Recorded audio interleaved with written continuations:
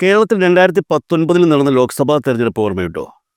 ആരും അങ്ങനെ മറക്കാൻ സാധ്യതയില്ല. കാരണം ഒരുപാട് പ്രതീക്ഷിച്ചു ഒന്നും കിട്ടാതെ പോയ ഒരു സാഹചര്യമായിരുന്നു അന്ന് ഇടതുപക്ഷത്തിന് നേരിട്ടത്. കേരളത്തിലെ 20 ലോക്സഭാ സീറ്റുകളിൽ നടന്ന തിരഞ്ഞെടുപ്പിൽ ഇടതുപക്ഷത്തിന് അന്ന് നേടാനായത് വെറും ഒരു സീറ്റ് മാത്രമായിരുന്നു. ആലപ്പുഴ ലോക്സഭാ മണ്ഡലത്തിൽ എം.എ. ആരിഫ് 10,474 വോട്ടുകളുടെ ഭൂരിപക്ഷത്തിൽ കോൺഗ്രസ് സ്ഥാനാർത്ഥി ഷാനിമോൾ ഉസ്മാനെ തോൽപ്പിക്കുകയായിരുന്നു. മറ്റെല്ലാ മണ്ഡലങ്ങളിലും ഇടതുപക്ഷം വലിയ തോൽവിയാണ് ഏറ്റുവാങ്ങിയത്. ഇടതുപക്ഷ കോട്ട എന്ന് അടയാളപ്പെടുത്തിയ പാലക്കാടും ആലത്തൂരും ആറ്റിങ്ങിലുമൊക്കെ ഇടതുപക്ഷം തകർന്നടിഞ്ഞു. ആലപ്പുഴ ലോക്സഭാ മണ്ഡലത്തെ സംബന്ധിച്ച് ഇടതുപക്ഷം ആ മണ്ഡലത്തിൽ വിജയിച്ചെങ്കിലും പകരം നൽകേണ്ടി വന്നത് ഒരു നിയമസഭാ സീറ്റായിരുന്നു. ആലപ്പുഴ മണ്ഡലത്തിൽ എം.എ. ആരിഫ് മത്സരിക്കാനെത്തിയത് അരൂർ നിയമസഭാ മണ്ഡലത്തിലെ എം.എൽ.എ. ആയിരിക്കുമ്പോഴാണ്. ആലപ്പുഴയിൽ ലോക്സഭാ സ്ഥാനാർത്ഥിയായി മത്സരിച്ച ആരിഫ് വിജയിച്ചതോടെ അദ്ദേഹത്തിന് എം.എൽ.എ. സ്ഥാനം രാജിവെക്കേണ്ടി വന്നു.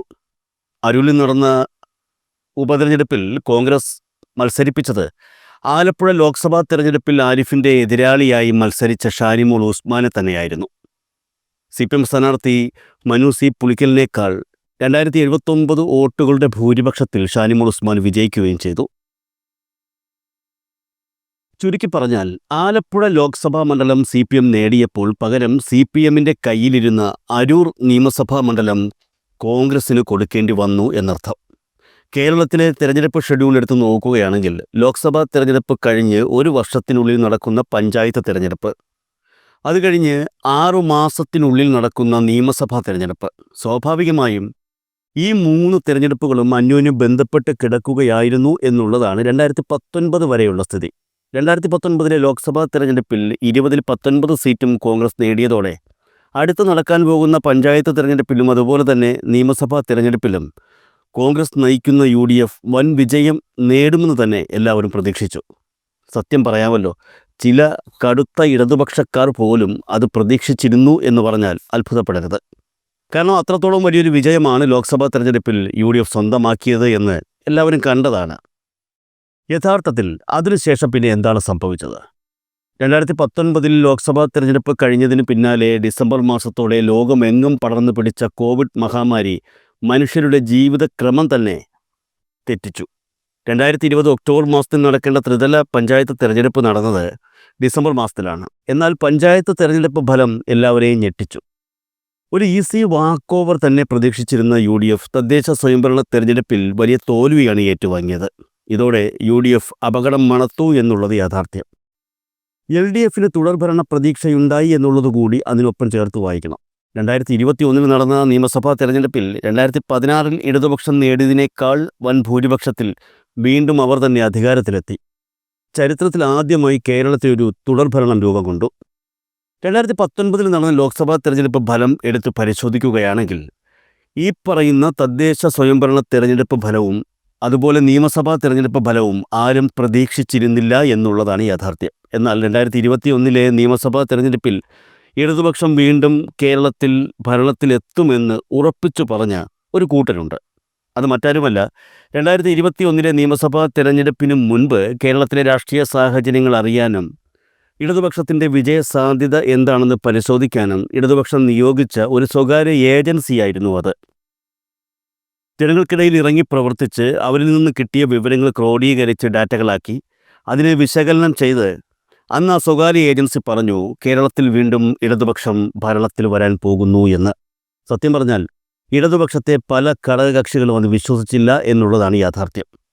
എന്നാൽ ആ സ്വകാര്യ ഏജൻസിയുടെ നാവ് പൊന്നായി. 2021 രണ്ടാം പിണറായി മന്ത്രിസഭ അധികാരത്തിൽ വന്നു. ആ സ്വകാര്യ ഏജൻസി കൊടുത്ത നിർദ്ദേശങ്ങൾ അനുസരിച്ച് തിരഞ്ഞെടുപ്പിനെ നേരിട്ട ഇടതുപക്ഷം വൻ തിരിച്ചുവരവ് നടത്തി എന്നുള്ളത് മാത്രമല്ല, ഇതുമായി മനസ്സിലാക്കേണ്ടത് അവർ നൽകിയ നിർദ്ദേശങ്ങൾ അനുസരിച്ചാണ് അന്ന് ഇടതുപക്ഷം സ്ഥാനാർത്ഥികളെപ്പോലും നിർണയിച്ചത് എന്നുള്ളത് കൂടി ഓർക്കണം. അതേ സ്വകാര്യ ഏജൻസി ഇപ്പോഴിതാ വീണ്ടും ഇടതുപക്ഷത്തിനു വേണ്ടി രംഗത്തിറങ്ങിയിരിക്കുകയാണ്. ജനങ്ങളുടെ മനസ്സറിയാൻ, ഇടതുപക്ഷം മൂന്നാമതും അധികാരത്തിൽ വരുമോ എന്നറിയാൻ. സ്വകാര്യ ഏജൻസിയുടെ ആദ്യഘട്ട ഫലങ്ങൾ പുറത്തു വരുമ്പോൾ ഇനിയൊരു തുടർഭരണത്തിന് ഇടതുപക്ഷത്തിന് സാധ്യതയുണ്ടോ എന്ന ചോദ്യമായിരിക്കും പ്രധാനമായും ഉയരുന്നത്. എന്തായാലും സ്വകാര്യ ഏജൻസിയുടെ ആദ്യഘട്ട ഡാറ്റ വിശകലനത്തിൽ വ്യക്തമാകുന്ന കാര്യങ്ങൾ എന്തൊക്കെയാണെന്ന് നമുക്ക് നോക്കാം. കഴിഞ്ഞ തെരഞ്ഞെടുപ്പിൽ CPM-ന് വേണ്ടി സർവേ നടത്തിയ ഏജൻസി തന്നെ ഇപ്പോഴും സർവേ നടപടികൾ തുടരാൻ CPM നേതൃത്വം ഏൽപ്പിച്ചത് അവരുടെ കൃത്യതയാർന്ന ഡാറ്റ വിശകലനങ്ങൾ മൂലമാണ്. സാധാരണയായി രാഷ്ട്രീയ പാർട്ടികൾക്ക് വേണ്ടി സർവേ നടത്തുന്ന സ്വകാര്യ ഏജൻസികൾ ചെയ്യുന്നത് പോലെ ഏതെങ്കിലും ഒരു മണ്ഡലത്തിൽ ചെന്നിട്ട് അവിടെയുള്ളൊരു 10 പേരെ കണ്ട് അവരുടെ അഭിപ്രായം അറിഞ്ഞ് കാട്ടിക്കൂട്ടിയുള്ള ഒരു റിസൾട്ട് ഉണ്ടാക്കുകയല്ല ഈ ഏജൻസി ചെയ്യുന്നത്. ഒരു നിയമസഭാ മണ്ഡലത്തിലെ പകുതിയോളം ജനങ്ങളെ സമയമെടുത്ത്, അതായത് 50% വോട്ടർമാരെ നേരിൽ കണ്ട് അവരുമായി സംസാരിച്ച് അവരുടെ മനസ്സിലിപ്പ് പിടിച്ചെടുത്തിട്ടാണ് ഇക്കൂട്ടർ ഡാറ്റ നിർമ്മിക്കുന്നത്. ഈ ഡാറ്റാ ഫലങ്ങൾ നൽകുന്നതിനോടൊപ്പം തന്നെ സാധ്യതയില്ലാത്ത മണ്ഡലങ്ങളിൽ ഏതൊക്കെ രീതിയിൽ ഇടപെട്ടാൽ സാധ്യതയുണ്ടാകുമെന്ന വിവരവും അവർ നൽകും. ബംഗളൂരുവും ചെന്നൈയും കേന്ദ്രമായി പ്രവർത്തിക്കുന്ന ഈ ഏജൻസി കഴിഞ്ഞ തെരഞ്ഞെടുപ്പിൽ 2 തവണയാണ് CPM-ന് വേണ്ടി സർവേ നടത്തിയത്. കഴിഞ്ഞ തവണ ഈ ഏജൻസി CPM നേതൃത്വത്തിന് നൽകിയ സർവേ റിപ്പോർട്ടിൽ ഒരു കാര്യം ചൂണ്ടിക്കാട്ടിയിരുന്നു. CPM-ലെ പല മുതിർന്ന നേതാക്കൾക്കും പകരക്കാരായി പുതിയ മുഖങ്ങൾ വരണമെന്നുള്ള കാര്യം. ഇവരുടെ റിപ്പോർട്ടിൻ്റെ അടിസ്ഥാനത്തിലാണ് 2 തവണ മത്സരിച്ചതിൻ്റെ കാരണം പറഞ്ഞ് CPM-ലെ മുതിർന്ന പല നേതാക്കൾക്കും നേതൃത്വം അവസരം നിഷേധിച്ചത്. ഇത് പാർട്ടിക്കുള്ളിൽ വലിയ ചർച്ചകൾക്ക് വഴിയൊരുക്കുകയും ചെയ്തിരുന്നു. ആദ്യ സർവേ ഫലത്തിലാണ് ഇക്കാര്യങ്ങൾ ഏജൻസി ചൂണ്ടിക്കാട്ടിയത്. രണ്ടാമത്തെ സർവേയിലും പിണറായി വിജയൻ്റെ നേതൃത്വത്തിലുള്ള സർക്കാർ വലിയ ഭൂരിപക്ഷത്തിൽ അധികാരത്തിലെത്തുമെന്ന് അവർ റിപ്പോർട്ട് നൽകി. അത് വെറുമൊരു റിപ്പോർട്ടായിരുന്നില്ല. എന്തുകൊണ്ട് CPM നേതൃത്വത്തിലുള്ള ഇടതുപക്ഷം അധികാരത്തിലെത്തും എന്ന് വിശദമായി വ്യക്തമാക്കിക്കൊണ്ടുള്ള റിപ്പോർട്ടാണ് അന്ന് ഈ ഏജൻസി നൽകിയത്. ആ റിപ്പോർട്ടിൻ്റെ അടിസ്ഥാനത്തിലാണ് മുൻ മന്ത്രിമാരെ ഉൾപ്പെടെ മത്സരിക്കുന്നതിൽ നിന്നും CPM വിലക്കിയത്. പുറത്തു വരുന്ന വിവരങ്ങൾ അനുസരിച്ച് ഇത്തവണയും അത്തരത്തിൽ ചില നിർദ്ദേശങ്ങൾ ഈ സ്വകാര്യ ഏജൻസി CPM നേതൃത്വത്തിന് നൽകിയിട്ടുണ്ട്.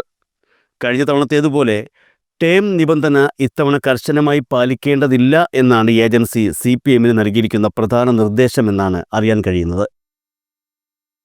2 ടേം നിർബന്ധമാക്കാതെ ജയസാധ്യതയുള്ള എല്ലാവരെയും മത്സരിപ്പിക്കാനാണ് സർവേ നടത്തുന്ന ഏജൻസി CPM നേതൃത്വത്തിന് നിർദ്ദേശം നൽകിയിരിക്കുന്നത്. ഏജൻസിയുടെ നിർദ്ദേശം CPM ഗൗരവത്തിൽ തന്നെയാണ് എടുത്തിരിക്കുന്നത്. ഏജൻസിയുടെ നിർദ്ദേശപ്രകാരം 2 തവണയിൽ കൂടുതൽ മത്സരിച്ചവർക്കും സീറ്റ് നൽകാനാണ് CPM ഇപ്പോൾ തീരുമാനിച്ചിരിക്കുന്നത് എന്നാണ് വിവരം. CPM-ന് നിർദ്ദേശപ്രകാരം ഏജൻസി നടത്തിയ സർവേയുടെ ആദ്യഘട്ടത്തിൽ ലഭിച്ച റിപ്പോർട്ടുകളിൽ 3-ാം തവണയും CPM നേതൃത്വത്തിലുള്ള LDF സർക്കാരിന് അധികാരത്തിൽ വരാൻ മികച്ച സാധ്യതകളുണ്ടെന്ന് തന്നെയാണ് വ്യക്തമാകുന്നത്. ലോക്സഭാ തെരഞ്ഞെടുപ്പിൽ കോൺഗ്രസ് മുൻതൂക്കം നേടിയ സാഹചര്യം ഒരിക്കലും നിയമസഭാ തെരഞ്ഞെടുപ്പിൽ പ്രതിഫലിക്കില്ല എന്നുള്ളതാണ് കഴിഞ്ഞ നിയമസഭാ തെരഞ്ഞെടുപ്പോടെ വ്യക്തമായിരിക്കുന്നത്. രാജ്യം ഭരിക്കുന്ന പാർട്ടിയാണെങ്കിലും BJPക്ക് കേരള രാഷ്ട്രീയത്തിൽ ഇനിയും ഉയരേണ്ടതുണ്ടെന്നും അതുവരെ പ്രതിപക്ഷത്തിരിക്കാനുള്ള സാധ്യത പോലും BJPക്ക് ഉണ്ടാകില്ലെന്നും ഈ ഏജൻസി നടത്തിയ സർവേയിലൂടെ വ്യക്തമായിരിക്കുകയാണ്. ജയസാധ്യതയുള്ള മണ്ഡലങ്ങൾക്ക് മുൻതൂക്കം നൽകുകയും മറ്റു മണ്ഡലങ്ങളിൽ ജനകീയരായ സ്ഥാനാർത്ഥികളെ മത്സരിപ്പിക്കുകയും ചെയ്താൽ വലിയ ഭൂരിപക്ഷത്തോടെ തന്നെ CPM വീണ്ടും അധികാരത്തിലെത്തുമെന്നാണ് സ്വകാര്യ ഏജൻസി നടത്തിയ ഈ സർവേ ഫലം സൂചന നൽകുന്നത്. സർവേയുടെ ആദ്യഘട്ടം മാത്രമേ ഇപ്പോൾ പൂർത്തിയായിട്ടുള്ളൂ. ഇനിയും 2 ഘട്ടം കൂടി ബാക്കിയുണ്ടെന്നും തദ്ദേശ സ്വയംഭരണ തെരഞ്ഞെടുപ്പ് കഴിയുന്നതോടെ മാത്രമേ സർവേ ഫലത്തിൻ്റെ മുഴുവൻ ചിത്രവും വ്യക്തമാവുകയുള്ളൂ എന്നും ഈ സർവേയുമായി ബന്ധപ്പെട്ട CPM നേതാക്കൾ സൂചന നൽകുന്നുണ്ട്. ഇപ്പോൾ നമ്മൾ വിചാരിക്കും CPM മാത്രമാണ് ഇത്തരത്തിൽ സർവേ നടത്തുന്നത് എന്ന്. എന്നാൽ കാര്യങ്ങൾ അങ്ങനെയല്ല. വരുന്ന നിയമസഭാ തെരഞ്ഞെടുപ്പിൽ ജയസാധ്യത അറിയാൻ LDF മാത്രമല്ല, സംസ്ഥാനത്തെ മറ്റ് 2 മുന്നണികളും സ്വകാര്യ ഏജൻസിയെ സർവേക്കായി നിയോഗിച്ചിരുന്നു. 3 മുന്നണികളും സ്ഥാനാർത്ഥികളെ സംബന്ധിച്ച് അന്തിമ തീരുമാനമെടുക്കുന്നത് ഈ ഏജൻസികൾ നൽകുന്ന റിപ്പോർട്ടിൻ്റെ അടിസ്ഥാനത്തിലായിരിക്കും എന്നുള്ള കാര്യവും വ്യക്തമായിരുന്നു. മണ്ഡലത്തിലെ ജയസാധ്യത അറിയുന്നതിനേക്കാൾ കൂടുതൽ മണ്ഡലങ്ങളിൽ സർവേ നടത്തി വിജയിക്കാൻ സാധ്യതയുള്ളവരുടെ പട്ടിക തയ്യാറാക്കുക എന്ന ലക്ഷ്യത്തിനാണ് കോൺഗ്രസ് മുൻതൂക്കം നൽകുന്നത്. കോൺഗ്രസിനു വേണ്ടി സർവേ നടത്തുന്നത് രാഷ്ട്രീയ തന്ത്രജ്ഞൻ സുനിൽ കനഗോലുവിൻ്റെ നേതൃത്വത്തിലുള്ള ഏജൻസിയാണ്. അതേസമയം BJPക്ക് വേണ്ടി സർവേ നടത്തുന്നത് ഡൽഹി ആസ്ഥാനമായുള്ള ഒരു സ്വകാര്യ ഏജൻസിയാണ് എന്നാണ് വിവരം. ഇതിനു പുറമെ BJPയുടെ സോഷ്യൽ മീഡിയ ടീമും സർവേയുമായി രംഗത്തെത്തിയിട്ടുണ്ട്. കഴിഞ്ഞ ലോക്സഭാ തെരഞ്ഞെടുപ്പിൽ 11 നിയമസഭാ മണ്ഡലങ്ങളിൽ BJP ഒന്നാമതെത്തിയിരുന്നു. 9 ഇടത്ത് 2ാം സ്ഥാനവും നേടി. BJP ഒന്നാമതെത്തിയ 11 മണ്ഡലങ്ങളും നിയമസഭയിൽ LDFൻ്റെ സിറ്റിംഗ് സീറ്റാണ്. രണ്ടാമതെത്തിയ 9 സീറ്റും കൂടി ചേർത്ത് കുറഞ്ഞത് 20 സീറ്റ് ഉറപ്പിക്കാനാകുമെന്ന പ്രതീക്ഷയാണ് BJP നേതൃത്വത്തിന് ഇപ്പോഴുള്ളത്. ഇതിനുള്ള തന്ത്രങ്ങളാണ് BJPയുടെ സർവേ ടീം ആവിഷ്കരിച്ചിരിക്കുന്നത്. സർവേ ടീം മുന്നോട്ട് വച്ചിരിക്കുന്ന മണ്ഡലങ്ങളിൽ കേന്ദ്ര പദ്ധതികൾ കൂടുതലായി കൊണ്ടുവന്ന് BJPയുടെ പ്രവർത്തനം കൂടുതൽ സജീവമാക്കുകയാണ് ലക്ഷ്യം. എന്നാൽ ലോക്സഭാ തെരഞ്ഞെടുപ്പ് ഫലം മുൻനിർത്തിക്കൊണ്ടുള്ള പ്രതീക്ഷയ്ക്ക് BJP പ്രാധാന്യം കൊടുക്കുന്നില്ല എന്നുള്ളതാണ് യാഥാർത്ഥ്യം. ലോക്സഭാ തെരഞ്ഞെടുപ്പിൽ BJPക്കും കോൺഗ്രസിനും വീഴുന്ന വോട്ടുകൾ ഒരിക്കലും നിയമസഭാ തെരഞ്ഞെടുപ്പിലോ തദ്ദേശ സ്വയംഭരണ തെരഞ്ഞെടുപ്പിലോ ഈ പാർട്ടികൾക്ക് നേടാനാകില്ലെന്നും BJP കണക്ക് കൂട്ടുന്നുണ്ട്. എങ്കിലും പുതിയ നേതൃത്വത്തിൻ്റെ കീഴിൽ ഇത്തവണ പരമാവധി സീറ്റുകൾ സ്വന്തമാക്കണമെന്ന ഉദ്ദേശത്തോടെ തന്നെയാണ് BJP നേതൃത്വം മുന്നോട്ടു പോകുന്നത്. പാർട്ടിക്കുള്ളിലെ പാർട്ടികളും ഗ്രൂപ്പ് കളികളും ഒന്നുമില്ലെങ്കിൽ ഇത്തവണ സന്തോഷിക്കാനുള്ള വക ലഭിക്കുമെന്നാണ് BJPയുടെ പ്രതീക്ഷയും.